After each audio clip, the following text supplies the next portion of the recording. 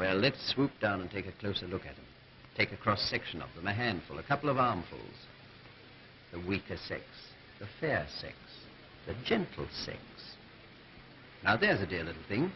Number 6. I can't believe I'm really off. Oh, dear. You're so anxious to go. You want to go away from us. You'll forget us, I'm sure. Oh, Mummy, I knew you'd get upset. That's why I wanted you to stay at home. Let go off all by yourself. You will write, won't you? I'll write. That reminds me, I must get some notepaper. Oh, babushka. Oh, don't get lost. For heaven's sake, don't get lost. Oh, we must have her for number 1, though it does seem a shame to take her away from her mother. You're a fine one, aren't you? Hmm? Come on, Half-Pint, cheer up. I want to go home.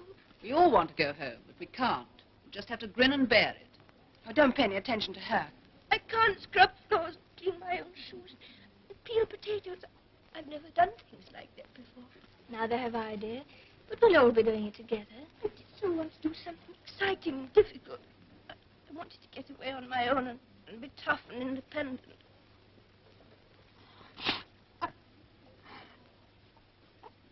I've spent weeks dreaming about guns and batteries. Will you be a good little girl? They'll give you a nice big gun to fire. Great big gunny one. Boom, boom. I'm awfully sorry. I'm going to time you with a stopwatch, so you have to be as quick and as steady as you can, right?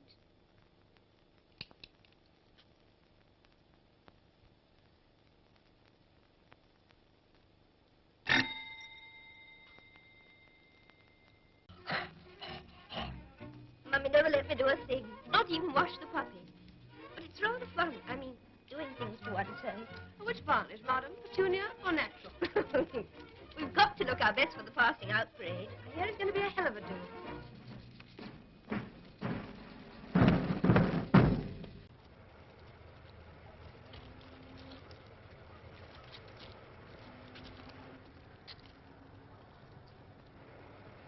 Bearing 180, set. Rickson bearing 180. Replace covers. Stand easy. Right turn. Right wheel, quick, mark.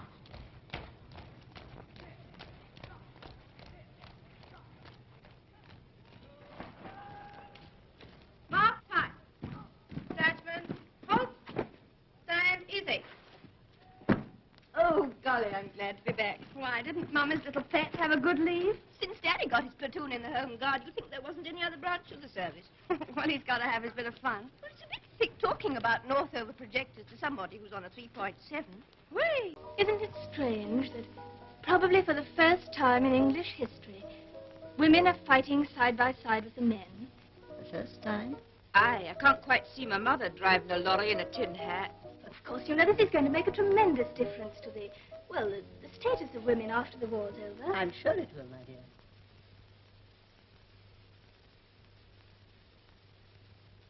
That's my husband.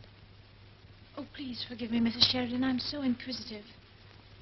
But it's such a fine place. Yes, isn't it? He was a flying man in the days when an aeroplane was like a cardboard box. They were wonderful men, some of them, that went out to fly in those old machines.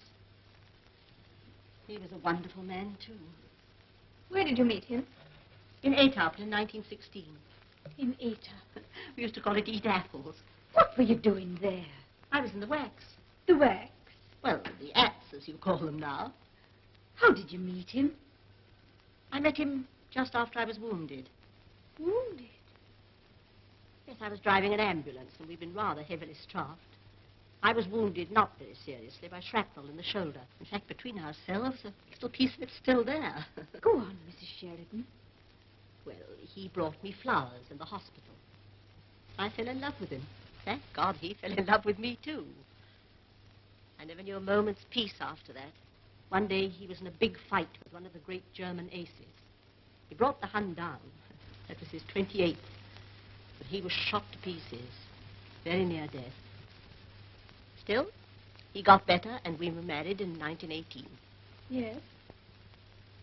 Frank lived till 1930, when David was 11 years old. He died of his wounds. After 12 years. And David, too, is flying. He's always wanted to. It's in his blood. How could I stop him? Well, what about another cup of tea? Ah, there's that dear little thing again. Well, Half-Pint, you've got your gun.